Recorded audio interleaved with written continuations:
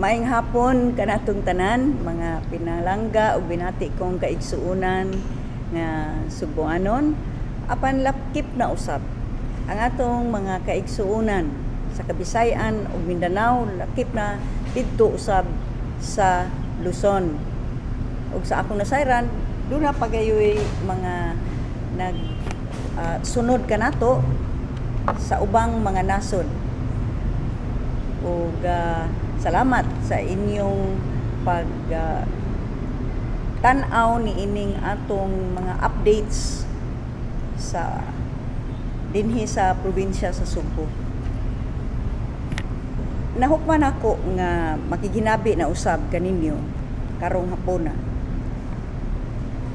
Tungod kay adunay mga kinahanglan tingali nato nga ipaklaro alang sa tanan ug masayod ang tanan, kay sigon sa inyong feedback nako, mga pinalangga na akong Subuanon, nagpasalamat mo nga nibarog kining inyong gobernador si GWEN GARCIA alang kaninyo nga walay mga tingog, dili maka-impluwensya apan maoy na nga igo ug mga pulisiya nga usahay dili na makatarunganon.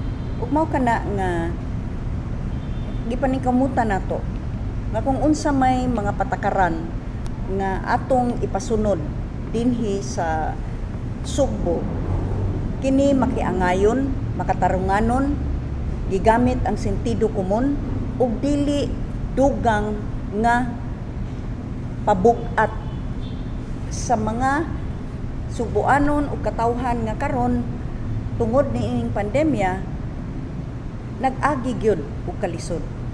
Dili angay nga pun-an pa nato ang ilang kalisod. Sa atong mga OFWs o ROFs, kamo nasayod ni ini nga dunay bag-ong patakaran nga kamo papaulion, inig-uli ninyo sigon sa bag-ong patakaran sa IATF, kinahanglan nga i-quarantina usa mo ug napulo ka adlaw sa hotel, ug unya dili usa mo iswab sa ikapitong adlaw na mo iswab. Kung mogawas nga negatibo, kumplituhon ninyong napulo ka adlaw ug diha pa makauli na mo para mag home quarantine ug upat pagyud ka adlaw. Nakita ni nato nga una sa tanan mura og bugat kaayo. Una sa tanan, ang kadaghanan sa atong mga OFWs ug mga returning Filipinos mubo ra kaayo og panahon, kay dunay giuli nga emerhensya, dunay giuli nga kinahanglan atimanon gyud dayon, ug busa ang ilang break nga gihatag anaara sa mga 2 ka semana o 3. Kung kuhaan panig napulo ka adlaw nga tua gi-quarantina sulod sa hotel, ug sulod ni anang napulo ka adlaw, kung doon na may miyembro sa pamilya nga ilang giuli kay naglisod na ug naningkamot na lang nga makaabot pa sila, apan sulod sa napulo ka adlaw mutaliwan na sa laing kalibutan, bugat kaayo ug sakit kaayo kana along sa atong mga kaigsuonan. Ug dili ni eksepsyon, kadaghanan ni ini mao gyud ni. Wala man ni sila nanguli tungod kay gusto maglulinghayaw. Nanguli in taon ni kay dunay sa kadaghanan, dunay emerhensya, dunay nasakit. O kaha adunay namatay, buot niya nga makatambong pa dayon paglubong. Ang paghipos o kaha-quarantinag na pulo ka adlaw kung mao kana dugang nga pabugat sa atong mga kaigsuonan. Ug mao na nga ningon ko kita buhaton nato sa Cebu i-test anang primerong adlaw pag abot gyud. Kay kung adto na pud ka sa ikapitong adlaw mo test, way kasiguruan nga ang kadtong tuan na quarantina doon na day infeksyon ug unya tingalig makagawas mo adto sa mga hotel staff o posible nga makatransmit na apan kung pag-abot gyud diha nimo i-test maghulat kag usa duha ka adlaw hangtod ka kung ang imong resulta mo gawas nga negative, then at least sigurado ta pag-abot gyud. Kung ay kapitong ka adlaw na ka i-test, peligro na, labi na kay kung mag-ihap ta. Kung ang moabot sa usa ka adlaw 600 ka buok, buti pasabot sa ikapito ka adlaw 4,200 na nang bantayanan kung di ba na mo gawas ug mao na anha pa ka mo test. Kung mao na imong buhaton, wa na tay siguro nga nabantayan ba gyud ning tanan. So para nako, it is the safest. Upon arrival, test. Unya, keep them for until mugawas ang resulta ug unya papaulion. Adto na mo kumpleto sa iyang home quarantine. Diri sa Cebu ang atong gihimong patakaran sa ikapitong adlaw, pwede i-test ninyo balik. Iswab og balik. Kay mao man na ang bag-ong patakaran nga sa 7th day na. Gani nining paagiha double swab pa ta diri sa Cebu. Ato sa dinahukman nga moy atong buhaton nga papaulion human sa duha ka adlaw. Kay wa na tay rooms. Tungod lagi kay dugay kaayo na aprubahan ang multi-use nga request sa mga hotels. Dunay niingon nga di kuno na tinuod.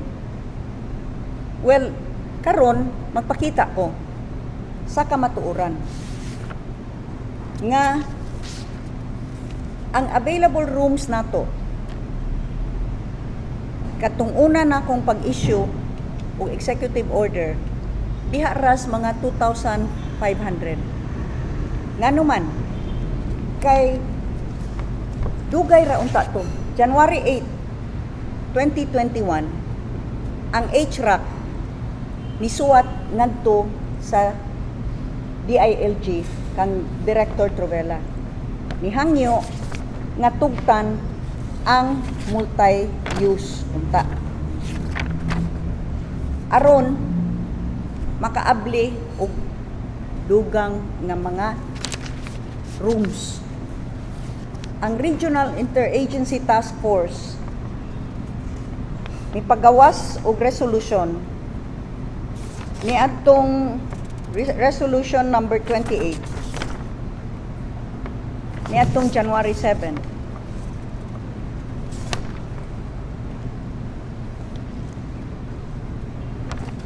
Why do we have this? Mao ba ni? Dili man ni mao. This is, as I said, it should be about the request for multi-use. Anyway, nipagawas og resolution kabahin sa protocols nga bag-o nga on the 5th day na. Katong sa una, 5th day man to ang testing. Tungod ni ana kay 5th day, namiligro na ta bisan kung 5th day. Kay gamay ra man tag rooms, 2,000 kapin ra man. Mo na nga ni request nagpadala og memorandum. Is this chronological? Nagpadawala og memorandum ang regional director sa DOT ngadto kang Attorney Edwin Enrile, Chief of Staff Undersecretary Legal and Special Concerns, kang ASEC Roberto Alabado, OIC, USEC, Tourism Regulation, Coordination and Resource Generation, o kang Christopher Morales, OIC, Assistant Secretary, Tourism Regulation Coordination, o Director Virgilio Magigad, Office of Tourism Standards. Follow-up subject. This was February 11, ha? February 11, 2021. Follow-up on the request for consideration to allow mixed use of accommodation facilities with the capacity to handle such. Pointed out here, we would like to make an earnest appeal for the consideration of the said request of our stakeholders. which we have attached, this is a viable solution to enable us to absorb the returning overseas Filipinos, as well as provide opportunities for our accommodation sector to operate on a higher occupancy rate. Already at that time, it was already foreseen nga katong 5-day pa lang gani, nga kinahanglan they have to be swabbed on the 5th day. They stay for a maximum of 8 days. It was already foreseen that we might be running out of rooms kay lagi. Tungod kay wa gihapon gialaw o wa gi-act upon ang request for mixed use, which was long ago sent, jutay ra nga mga establishments ang nisugot nga gamiton nga quarantine hotels. Then again,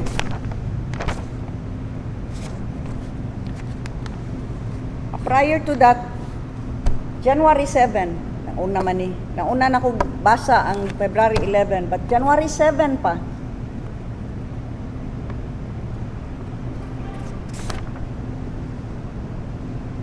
nag-point out na nga i-allow gihapon ang mixed use. In all of this, you can later on look at it, no? Hagbayra. That is why ang Regional Interagency Task Force, February 19, this is the most important. February 19, ang Regional Interagency Task Force 7 wrote on February 19 to the Honorable Bernadette Romulo Puyat, Secretary, Department of Tourism. And in this letter, signed by Director Yocadio Trovella, Regional Director and Chairman of RIATF. This letter states that this has reference to the discussion of RIATF 7 during its 31st meeting, February 11, to review the tourism guidelines in Cebu, including an option to its members to classify their establishments as purely a quarantine hotel for domestic leisure or a mix of quarantine and domestic leisure.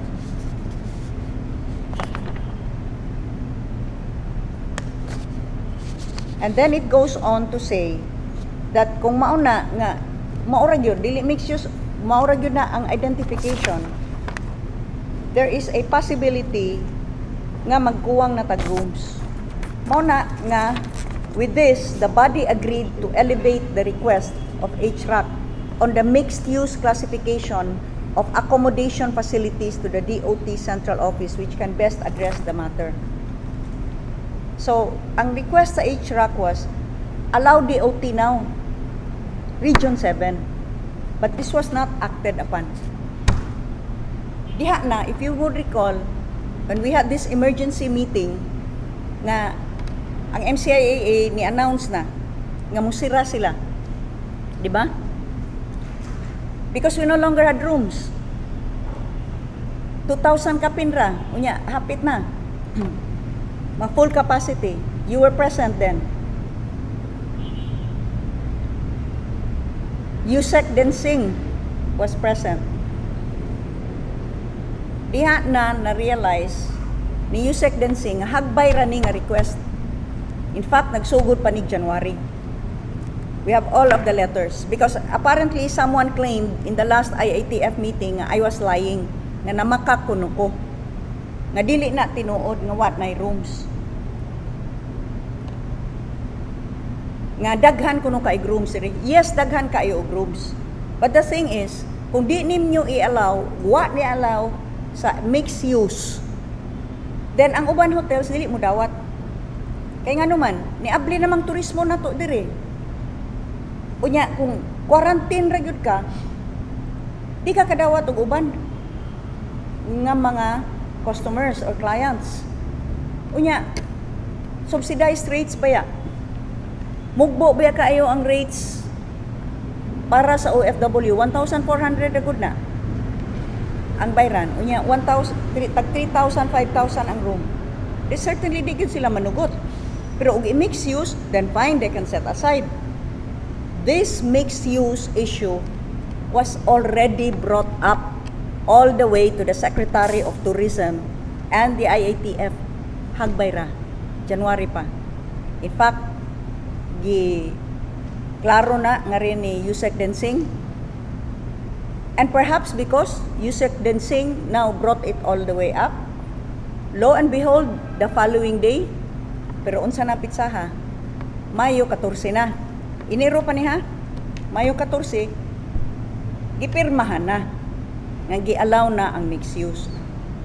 Although as for the moment, I don't know kung naan na ba'y guidelines. I just want to make this very clear because apparently, the claim was in that IATF meeting na namakakuno ko nga dili tinuod nga 2,500 rang available nga rooms. There were more rooms available. Of course, yes. Daghan kay tag rooms. But because wa pirmahi tong request for mixed use, which should have already been approved months ago, and yet nobody acted on it.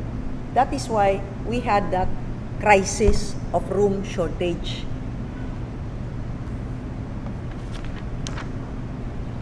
This is certified by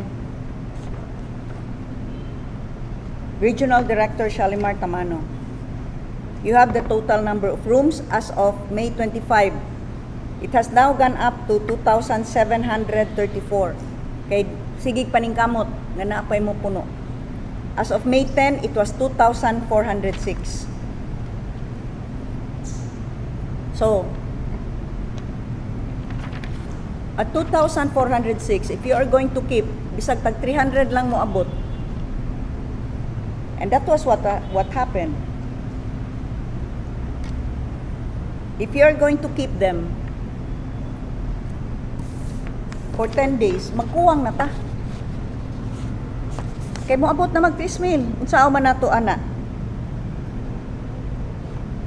In fact,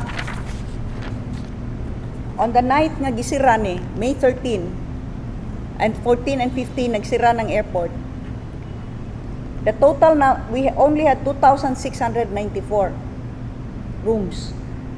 The total number of occupied rooms was 2,179. But ang arrivals are 600 to 900 a day.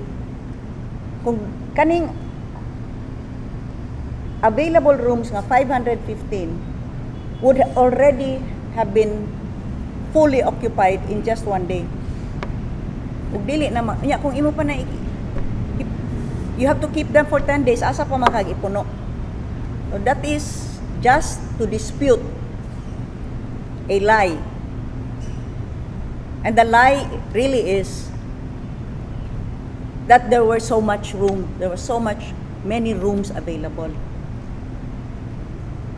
That's the lie. Dili ako ang namakak. Nahibaw ka kinsa kang namakak. And we have the correspondence and the data to prove that ikaw mo namakak.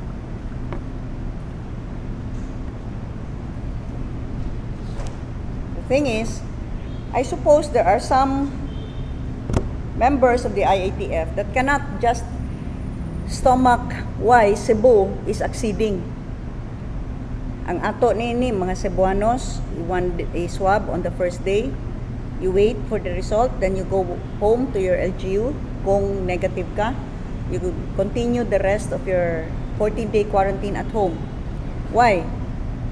That's less expense to OWA, pero sige lang, moingon, mutubag to si Yusek din siya. Anyway, national government mo bayad, yes. Pero ato na taxes, ha? Those are our taxes that are being used to pay the OFWs made to stay for 10 days instead of 1 day or 2.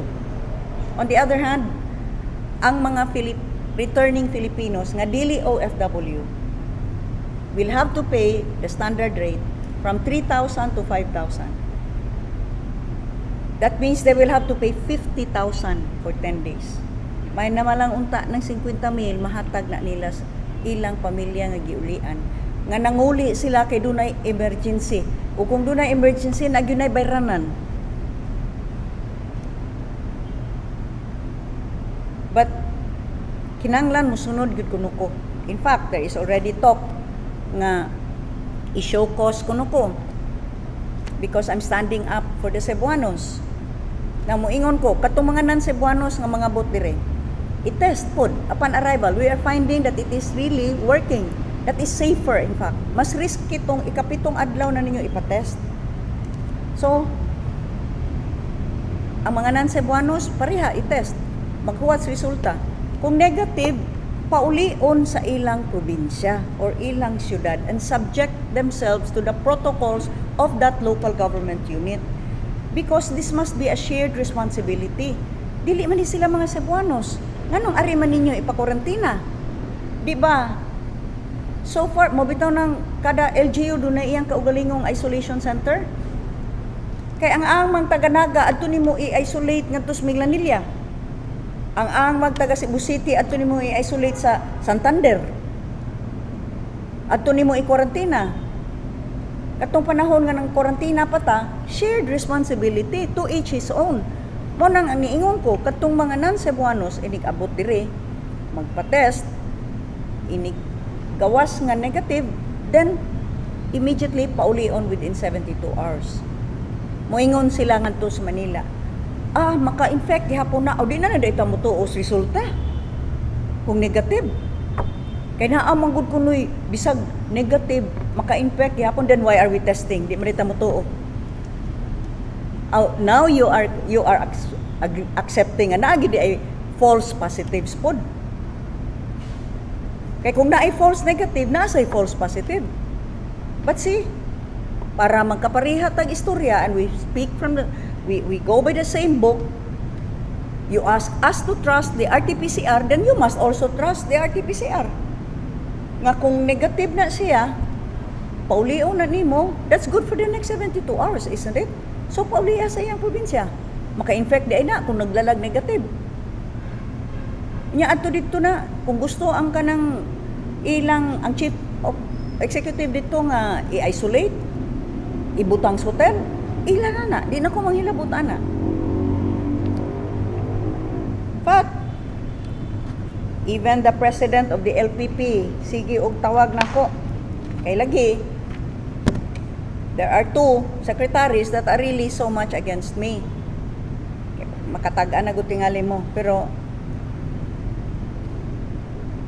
katong kabahin nga namakakuno ko nakuwang og kwarto di atanan ha o nganong nagkuwang ni kwarto dire tungod kay wa gyud mo act upon the request for the mixed use unta nga policy for our hotels that would have added more rooms and we would not have had to close the airport.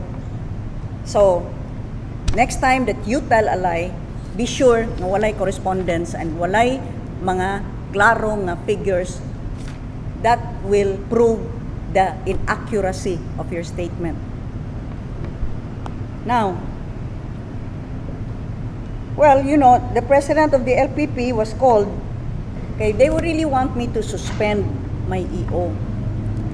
Kaning atong EO, gisuportahan na ni og provincial board ordinance. In fact, as a compromise kay kita tanan all the mayors ba sa tri-cities o sa province we adopted the one island policy supporting the EO and the ordinance. As a compromise, I offered kung mauna kay ipa-suspend ko no na kung 15 days. I said that is not me. And besides, how can I suspend a provincial board ordinance? So, sa compromise, gusto mo i-divert na lang tanan flights for 15 days ngadto sa Manila. Kay wa man quick power dito. Pero di lagi gyud kay kinanglan bang gyud ko nila pasundon kay defiant kuno ko. Dili man ko defiant. Please do not call me defiant. I am just trying to reason out with you. Mo magalit to si Yusek Densing when he heard all of the inputs at yung emergency meeting nga among gi-hold dire, he understood. He himself said, this is an innovative way of adapting the policy. Because those that make policy din sa Manila, wa man mo kabisita diri, wa man mo kakita og unsa gyud sitwasyon. You have not even talked to the OFWs and the returning Filipinos. You do not know why they are coming home. You do not know if they have enough money to pay for the hotels. And besides, kining among sistema diri agreed upon by all regional directors, including the DOH. I am not defiant. I am just trying to look for the best possible way that we may implement policies that will further burden our people. I hope that is made very clear. I am a staunch supporter of the President Duterte. We delivered ang Cebu with over 1 million margin sa atong presidente. One Cebu continues to stand firmly with the President in all of his directives and in all of his policies. But allow me to make this distinction. This is an IATF guideline. I am not in any way trying to disrespect the President. I respect him. He is my President. But this is an IATF guideline that has such huge impact on our OFWs and ROFs. Ang atong mga OFWs, pinangga man na sa Presidente, nganong di man nato na sila sabton. Dili naman ni mga OFWs nga nanguli for good when they have all the time in the world na makasyon ni, nangayo ni og bakasyon kay dunay emergency, dunay kinahanglan atimanon, or gusto nang gyud makakuyog ang pamilya apan mobo ra kay ni sila panahon. Ang atong mga returning Filipinos mausad ang rason. But it's worse for them kay sila may pabayron sa hotel. Unya, lisod na baya kayo yung kahimtang. Whether tuwa sila sa gawas, labi na ilang pamilya diri nga naglisod. Dako na kayo to gamit ito. Imbis ibayad sa hotel, ihatag nila sa pamilya. I just want, unta, to set the record straight. So, kaning president namo sa LPP, former Justice, Supreme Court Justice, Presby Velasco, kept on testing me. Nga lagi ko no, Secretary Harry Roque and Secretary Menardo Guevara are considering taking legal action against me. That's in the text. They will take legal action against me. And, well, ako lang pangutana, what crime did I commit? What law did I violate? I have been invoking Section 105 of the Local Government Code, that is the law, which gives the Secretary of Health only up to 6 months to define the health protocols of a local government unit that may be extended but only with the concurrence of the local government unit. These are IATF guidelines. The IATF is a creation by an executive order then issued by then President Noynoy Aquino. EO 168 that created the IATF.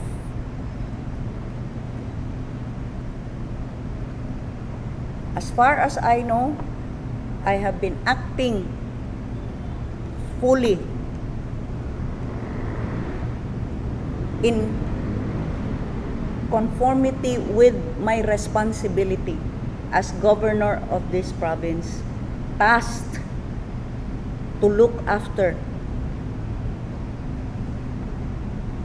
my constituents in this province. So, I am talking to you, kamo mga suguanon, sultian tamo. Buot nila tingali akong gukdon, mangita og paagi nga tangtangon ko dinhi. Well, you know, ana naman ko ana sa una pud bitaw Isuspenso man sad ko. Unya ang vice gobernador mo inipuli. There's a system of succession, pwede ra pod. But ako lang, I will still go with my head held up high because I did so in defense of the Cebuanos. And I still believe, di kamupod ko o pamilyang mga abogado, wala ko, I am not defiant. Wala ko'y balaod nga gisupak. Gani, ang balaod nga akong gipakita, ang local law is our provincial ordinance o ang atong local government code, section 105. IATF are guidelines. That is why you call it IATF guidelines. It is not IATF laws. Unless you change what has always been the issuance since the beginning. It's always called the IATF Omnibus Guidelines. It's a guideline. Doon na ni penal provision. All I know is it is only ordinances and laws that have penal provisions. And yet some members are already thinking of penalizing me, saying they will be charging me with insubordination. Unsa may akong insubordination ani? In fact, ang adaptation namo sa guidelines ni ining gi-issue sa IATF, or in the words of Yusek Densing, who later disclaimed this, kamo kadungog man mo, pero murag dito na mismo sa meeting, wa naman mo admitter si Yusek Densing, taga-Katmon ka pa naman. Hay man ini akong gisupak, nganong na insubordination man ko. Guidelines man ni. We adapted it, and in the words of Yusek Densing, gi-innovate. We innovated it to make it even more effective. Kay kung sundo na to ang IATF guidelines, kausara ang swab. Pero ang ato paagi diri kaduha. Pag abot gyud og sa ikapitong adlaw, double swab ta. Pero gi-recognize lang sad nato nga kanang mga nangabot dinhi nga OFWs o returning Filipinos, dili intaw na mga robots, dili na mga kargamento, mga tao intaw na. Nga dunay intaw mga pamilya, ug dunay mga problema. Mauna nga atong gi-innovate. Nga kung mahimo, adto na sila mo kwarantina sa ilang pamilya. Total, kung mo qualify ang ilang homes, and most of this will always qualify, mamonitor man ni sa atong BHERTS, which is very strong here. I don't know about NCR or the other places, pero we have a very strong monitoring system here. Then we recognize that these are human beings. Mga tao, nga angay lang pod ato tratuhon nga tao, nga dunay pamilya, dunay mga problema, ug makamausang musakit.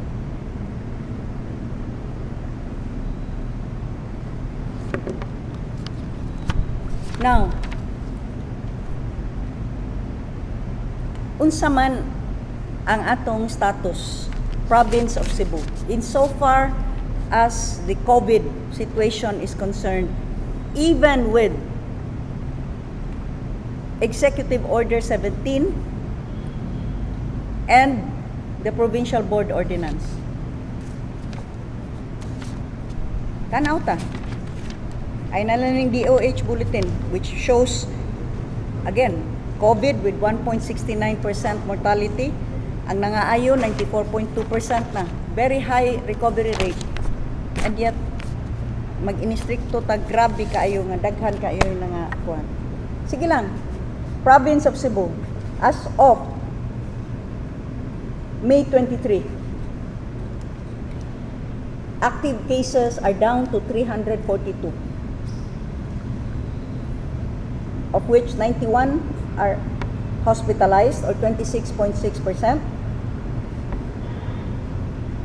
In isolation, 251. 93.1% have recovered. And those that have died, ang COVID identified yun, kita ramay mo segregate. Wa naman nato gi-apil tong mga nangamatay kay na-crash sa motor or gi-atakis kasing-kasing or gi-diabetes or nag-sepsis. So, ang COVID identified yun is 1.2% o 182.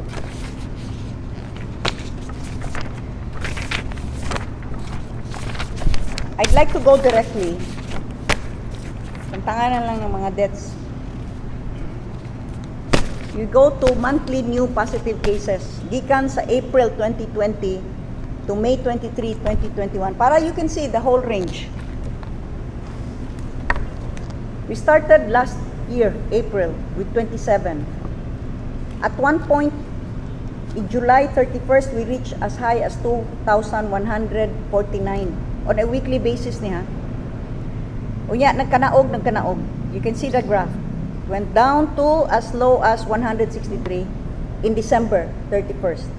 And then isaka na sa ta. Saka, and we reached 2,669 by March 31st. Sa total ni nga mga positives. Unya, nihinay, nang naog na po ta. By April 30, we went down to 1,731. No, by monthly day ni. Sorry. On a monthly basis. So, on the month of April, we went down to 1,731. Unya, karon from May 1 to 23, we are down to 617 new positive cases.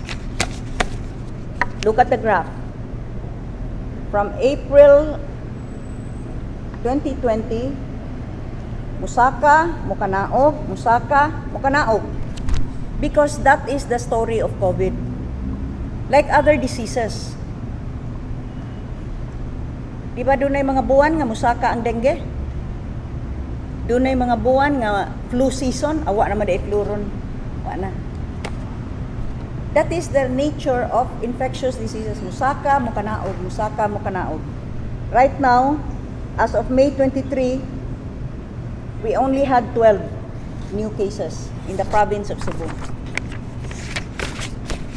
Now, we were the first to talk about active cases. Okay, it does not help. Magsige na ng tag-ihap, cumulative total. Hasta pa tong na COVID last year, i-appeal pa nimong ihap sa karon. Bisag dugay ra nang naayo. So, ang active cases is the total number of cases minus deaths minus recoveries. We started this year lang. From 158, we went up to as high as 1,290. March 21 to March 27. Active cases. Then from there, nanaog ta. Down to 448. And now, by May 23, we have 342 active cases. When my EO, and this is important, EO 17 was first implemented on arriving passengers nga diha gitesting dayon nato. Kung sa pag-test nato atong ipaadto sa hotel maghuwat resulta, kung negative ipapauli. March 31st to nga na effective ang EO. Atong March 31st, ang total nato nga active cases was 1,057. So kada tong March 31st, nagsigitag kanaog. By May 2, we were down to 448. And now, we are down to 342. So sigitag kanaog. Despite dire predictions, nga bisang kuno og gitest lagi, unya negative na, makadagi hapon kuno nagsakit. Di na lang tamo tuo aning RT-PCR mao ngano i-test pa man nato. Because that was the reasoning. Nga di kuno pwede nga inig-abot i-test nga inig negative papauli ang probinsya, maka takod ko no gihapon na ko din ay na i-test pa kay 7th day di ay mao na. Then we do not be, let's agree. Will we believe or will we not believe in the RT-PCR? Sama mo tuo ta dili. So, this is the status of the province of Cebu. Now, I ask you medical experts, explain this. One of you said, I do not believe in your science. I do not pretend to know better than you, but I do read figures. I do analyze figures. We must be doing something right here because our cases continue to drop. Even as we have opened tourism, we have opened the economy, and we have innovated the 14-day quarantine period that you have now mandated on OFWs and ROFs. Please explain this.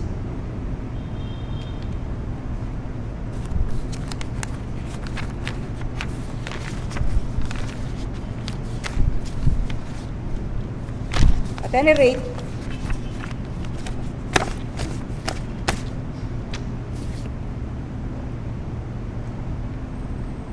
I decided nga mo istorya ko ninyo direkta kay I don't know what will happen to me. Tingali gusto nilang patuuhon ang presidente nga di ko mutuo niya. Please, this is not about disrespect for the president. We have the utmost respect for President Digong.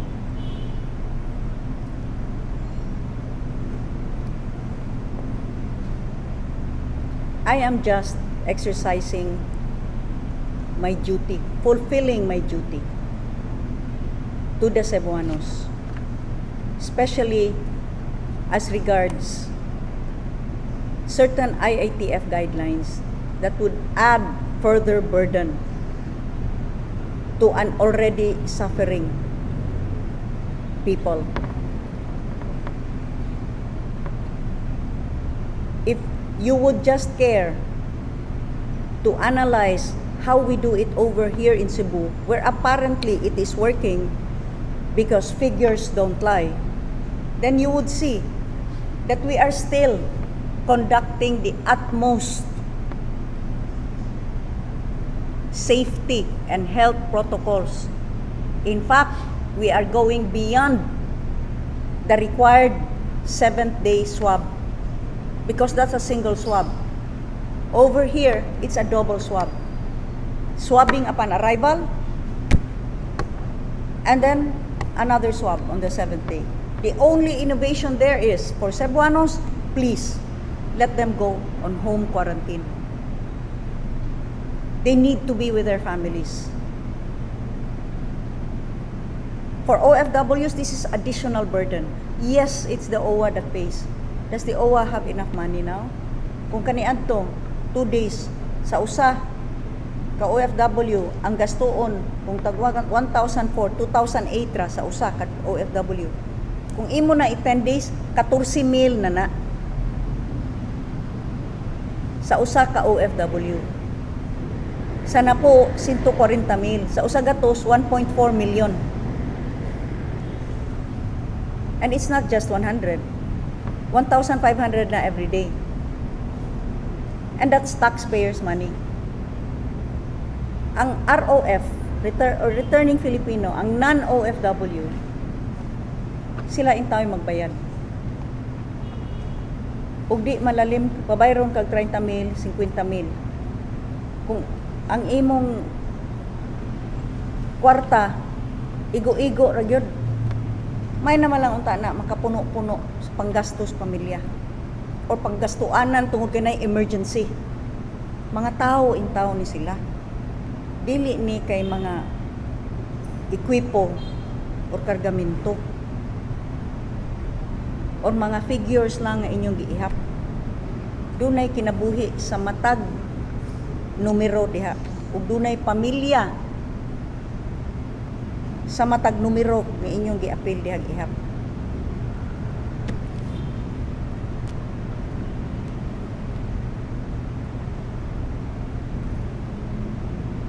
Questions on this before I proceed? Gov, have you talked to Secretary Roque regarding sa katong imong nadawat nga information nga they're planning to take legal Well, action? you know, I know Secretary Harry Roque, no? He has a very sharp legal mind and he knows his law. So, I doubt if in fact he is planning to institute legal action, but this is the claim of Secretary Anyo to Governor Presby Velasco. And apparently, ingon si Secretary Anyo kuno nga I've crossed swords or nag-ano na yan sa akin, murag wa kuno siya, wag hapon patuon na siya kuno niya in the past. And I can only recall 2 incidents. First, ang backriding policy. Kung diin, mo issue na ko executive order kay ECQ to. Wa in town tay public transportation. Unya nagtanaw na kaog ang bana nagmotor, ang asawa naglakaw, nagbaktas. Kay di man pa backridon. Unya ang balaod nagtugot up to the 4th degree of consanguinity. And the PB was ready to support it with an ordinance. Unya, di gid siya mosugot. So he asked the president nga moto si Presidente Duterte ni ingon yung request ni Governor Garcia, I cannot grant that, and I said okay, he is the president, I will respect that. And then Secretary Anyo insisted on that barrier nga itaod ngadto sa motor, which I think mga associations on motorcycle said that cannot be because that's even more dangerous kana sa backriding nya. Ikaduha, katong iyang memorandum before sa dihang atong giban ang tanan pork products, pork and pork related products coming from Luzon tungod kay naigo nag ASF didto, and he ordered all LGUs that were banning these pork products from Luzon to lift the ban. And I said, I am so sorry, I cannot do this. Region 8 lifted the ban. And now they also have ASF. Luzon is now stricken with ASF. Wa na, hurot-hurot na dito. Ang Mindanao, ASF na pod. Region 6 and 7 na lang ang wala pa. And we continue to protect Cebu because we have an 11 billion peso hog industry here. So those were the 2 times. And every time I stood up for the Cebuanos. Kay mao man ay akong duty. Ako man gipili nila. Not them, kaning mga, although they say the alter egos of the president. I will not deny them that. Whatever they say. But ako may gipili sa mga Cebuanos. Di man ni sila accountable sa mga Cebuanon. Ako accountable man ko. Manubag man ko. Karong umaabot nga eleksyon, di man sila'y pangutanon. GWEN, naglisod mi. Unsa may imong gihimo? GWEN, paghigpit tungod aning mga lockdown, nawad-an mi og trabaho, unsa may imong gihimo? Dili man sila mo ipangutanon. Ako man. Dili ko angay nga mobalik sa mga Cebuanos nga moingon pilian na sad ko kung wa ko'y gibuhat. Kung mupili ko sa mas komportable nga posisyon, kay aron dili way mga suko nako, walay manghulga nako, muhilom na lang ko nya. Pila man ni ka kinabuhi ang magantos. Mga tao nga way impluwensya, dili mga poderoso, walay poder, igo na lang mo antos kisa may mutabang nila. It's my duty.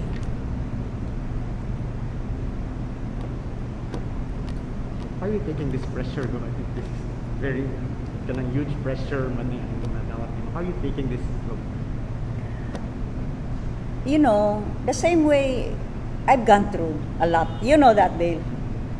And every time, I have always been able to keep the faith because I know that I have not done anything wrong. Isang katong isuspenso ko before. Grabe to. Nga, kita mo ato. Grabing drama ato. But I said, well, whatever it is, I have not done anything wrong. Bisan katong gikiha ko, anang balili nga property. Grabe gyud kaayo ato ang how I was maligned and my family was maligned. And everyone who had their 2 cents worth were giving all of their opinions and calling me kawatan and everything. But I kept the faith because I knew that I had not done anything wrong. And eventually, you know, the truth prevailed. Katong gikiha ko sa CICC, daghan na pong istorya gyud nga mao ni. Pero sige lang, kept the faith. And eventually, the truth prevailed. So karon, I have decided to set the record straight because apparently there were wrong statements given in that meeting, especially on the claim of one that ako kunoy na kabahin sa nag-shortage tag rooms. Kay daghan kuno kay rooms. The funny thing is, ang kanang niingon ana, mo'y nakakos nga jutay ra tag rooms kay dugay niya pirmahi. Ang mixed use. So, I continue to keep the faith. I know that I am doing what is right for Cebu and the Cebuanos.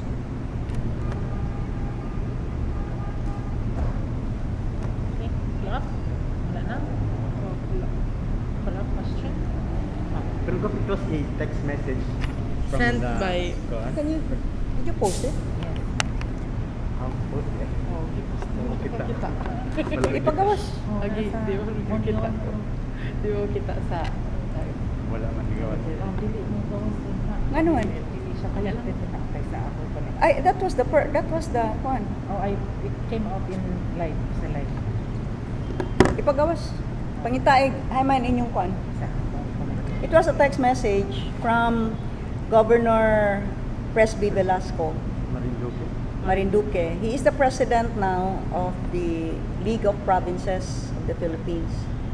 And apparently, Secretary Anyo talked to him or communicated with him regarding our EO here and as vis-a-vis Resolution 114.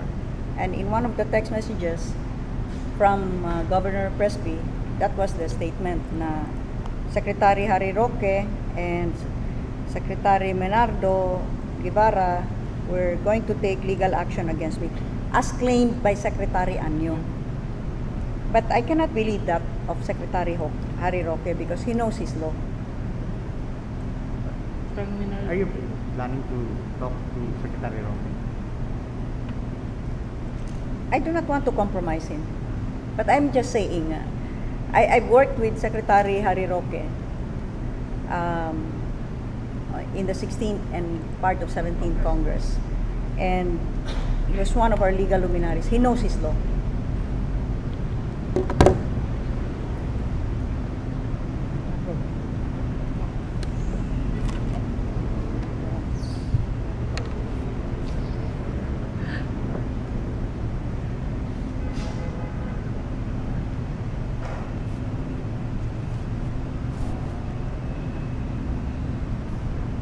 Okay? Okay na. Clarify na. Nagkakaroon talaga sa Next item, next issue. I just wanted to, because I got worried sa inyong Freeman nga ko na Rabagis front page. Nga kadto kuno misaka kuno ang case sa Cebu City, unya tungod kuno na wa magsulog mask. Well, bravo gisunod-sunod itong tanan nga nga positive no, yung tinanaw og nagmask bagwa. But at any rate, kanang kay I've been reading it nga sige statement in Sunstar nga saka kuno ang cases. You see, as I showed you in the graph, musaka na manaog. Musaka manaog. That is how diseases operate. Okay? But the important thing there is, can we manage it? Ma-manage ba na nato? Because, you know why I am taking pains to explain this? Because I do not want someone up there who is hoping and praying that our cases will increase to pounce upon us and say, you see?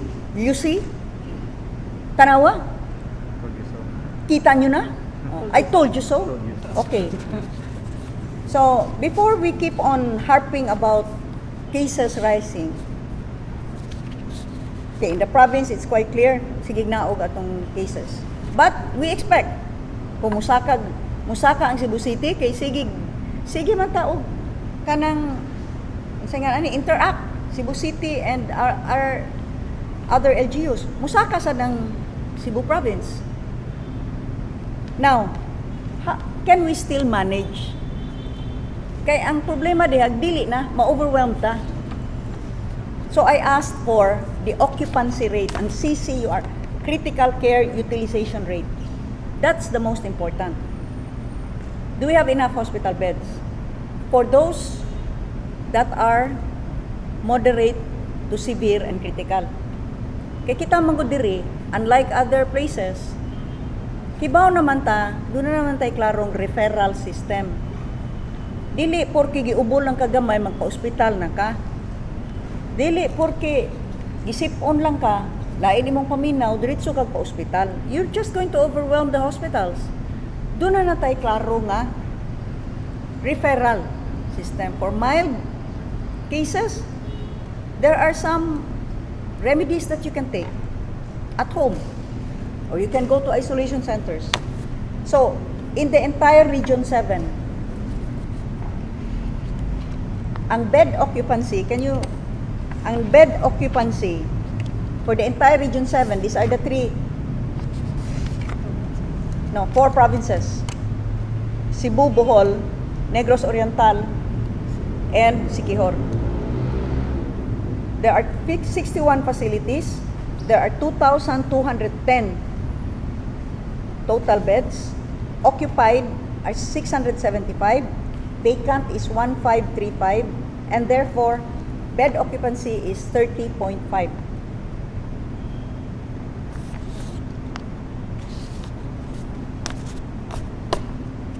For the province of Cebu,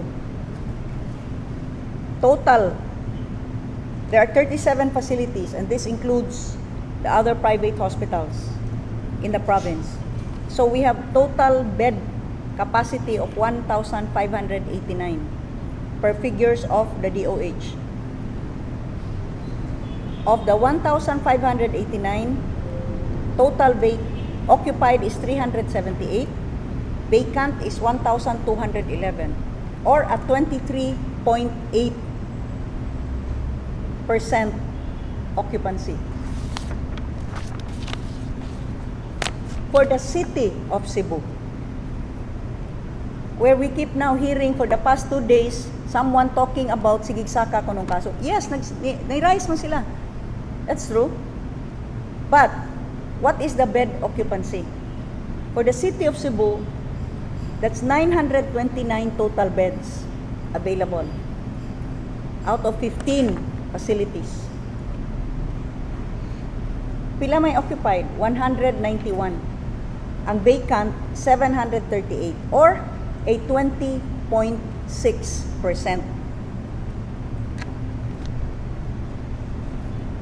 occupancy. I just want to set that record straight because I already know where this is leading. If every day magsigig istorya ni saka nami, then this is exactly what some people are waiting for to pounce upon. And I have to speak out because we do not wish that certain misimpressions will be made a basis for their scientific policies.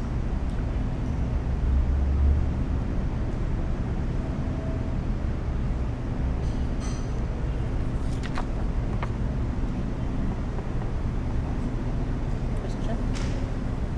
Questions? Do you have these quarantine rooms? Nakani? Para puno lang yun. Ang quarantine, ang isolation. Ang sa mga kuan niya,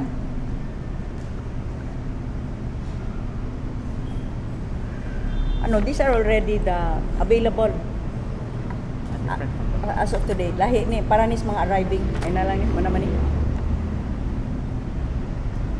Okay. critical is what percent yun ang critical for 50% critical DN. for the CCUR? CC, critical care utilization rate. Ang critical nga percentage ko is 60% man siguro.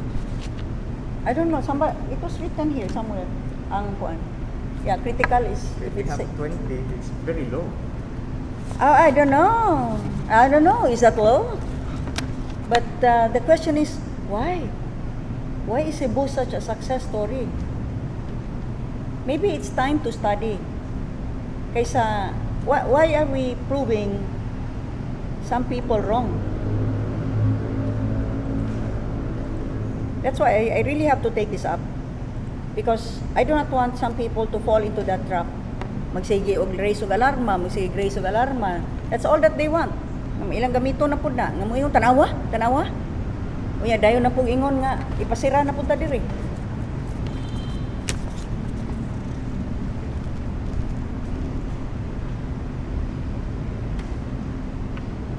Okay. Third issue.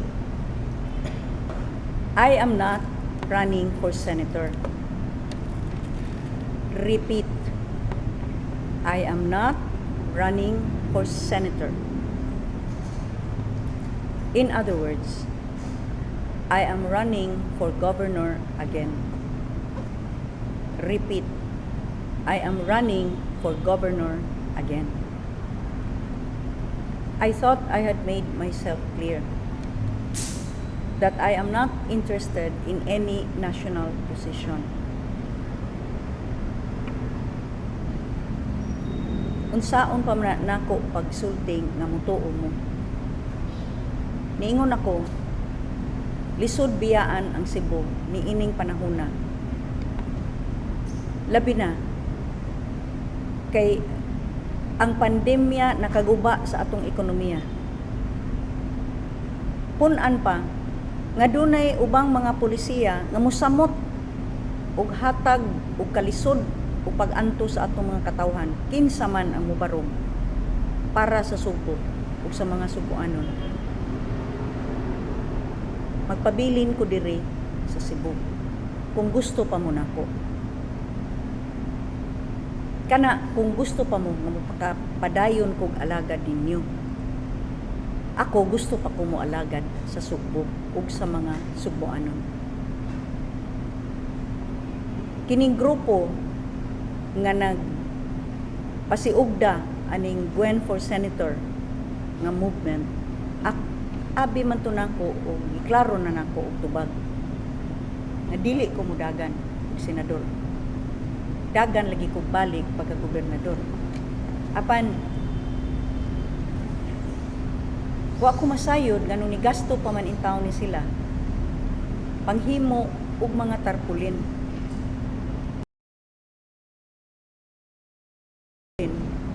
Kay nag-abot na ngadto sa norte ug sa sur. Dako-dako na taon ng gasto ah. Ayaw in town, kusik-kusiki ang inyong kwarta. Kay wa gyud mahitabo sa inyong tinguha.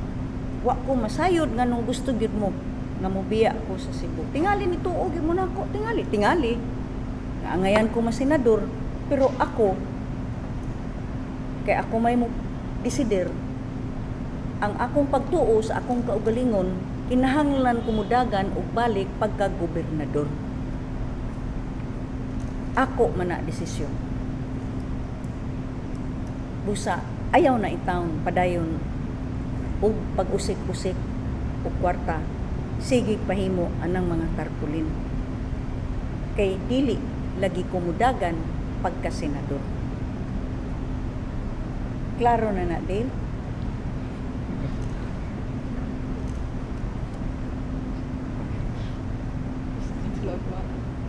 Press con, they will be hosting a press con tomorrow. I will be hosting a press con. Ang The group. the group, Mag-press con sila? They are inviting media to attend. I don't know what they intend to happen ba. Apparently it's a well-funded group kay na may nanghimo ani mga that's not cheap ha. Manghimo ana mga tarpaulin. Pero lagi ba istoryahin na gud mga subuanon man taba kamo bitaw ang grupohan mo subuanon man sad mo. Di na lang gud nato lawgawon gud bitaw eh. Kibaw na bitaw mong di kumudagan nganong inyo man gyud na ibalik-balik. Salamat sa inyong pagtuon ako nga angay ko mga senador. Salamat gyud kayo ana. Flattered gyud kay ko. Tinuuray. Nilupa gyud akong atay ana. Pero saon man nga nakadesider na ko nya naibaw na biya mo nako. Kadesider na kay kumaw na na. Makailan na siya mo nako. Sa atong mga pulisiya wa man tay atras abante. Kung doon na natay gibuhian nga pong barugan ta na. So, I just hope, no, nga magkasinabot ta. Undangin na taon na. Kay dili lagi kumudagan. Wa sila makita ni mo gov in person kiningan mo sila nga seek sila og audience ni. No, I have not seen them. You know, I initially thought nga mutuo na sila ba? Munang I had na, wala ko naguna-una nga kinahanglan pa may magkita. Kinitubag naman ko. Unya, karon na unang pagawas namin ng mga tarpaulin. Hay ko. They also posted sa CACC ko yung ipatangtang ninyo. Or are aware mo nga na ay natong mga I saw a fans sa picture. CACC. Ay ni kuhag picture ana. I don't know na pa ba na. But I would encourage my supporters katong gusto nga mudagan pa kog balik pagka gobernador. Especially kung kani nga mga tarps wala ni mayor's permit, kinahanglan man nag-mayor's permit, di ba? I would encourage my supporters nga tabangi ang lungsod sa paglimpyo sa mga kuan sa environment.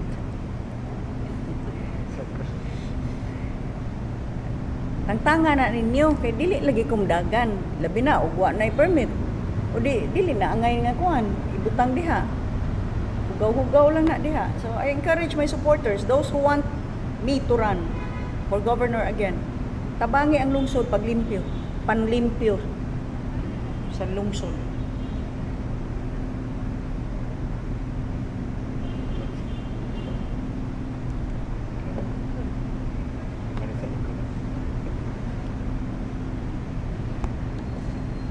Okay, wala na.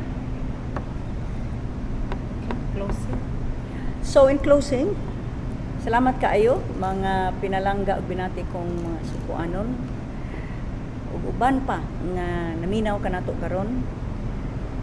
Ako naaghat sa paghatag ni ining maong live press conference kay nasayod ko nga angay gyud klaruhon nato ang tanan. Lisod o tuison ang kamatuoran.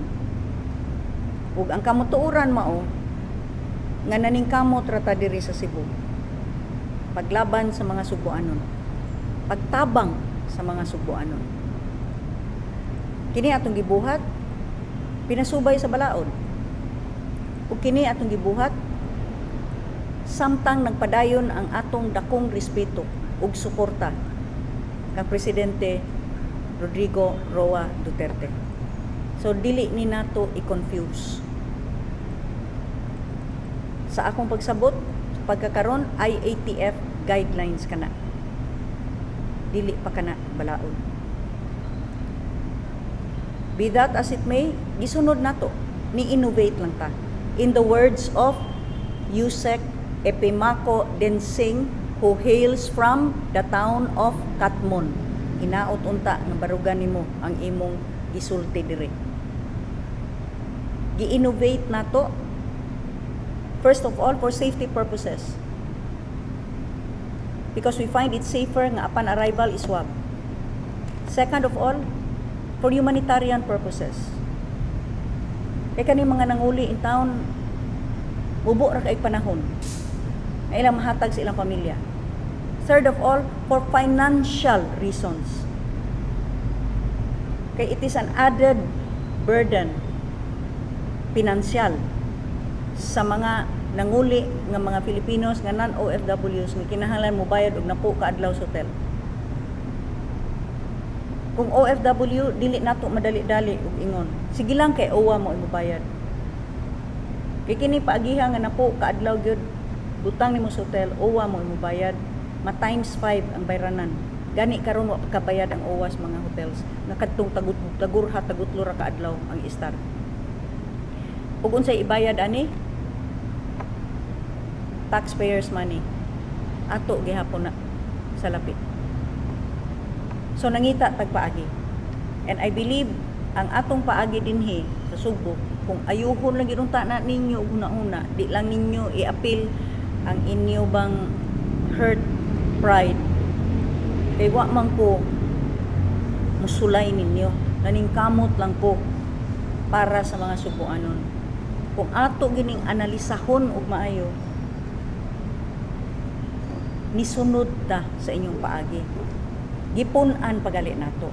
Kay instead of a single swab on the 7th day, double swabbing ta. Pag-abot, ug unya on the 7th day. Ang innovation lang nato, tratahon nato ang atong mga OFWs o returning Filipinos as human beings who have families. Tagaan in taon nato silang panahon nga mahibalik sa ilang mga pamilya sa mubo nga panahon nga gihatag kanila nga makauli. I hope nga magkasinabot ta. But if not, if I were to gauge sa mga threats nga ako nang na dawat, then so be it. I believe that I am doing what is right for Cebu and the Cebuanos. I believe that I am abiding by my sacred oath to the Cebuanos who elected me and to whom I am accountable, not the unelected, but this elected, duly elected governor of the province of Cebu.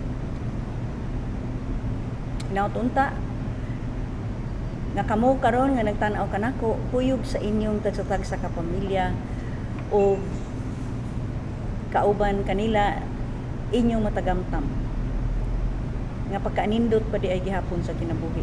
Kung adunay pagmahal o paglaom, paningkamutan ko kanunay na sa probinsya sa Subo magpabiling hayag ang paglaom. Daghan kay salamat ug maayong gabi kanatong tanan.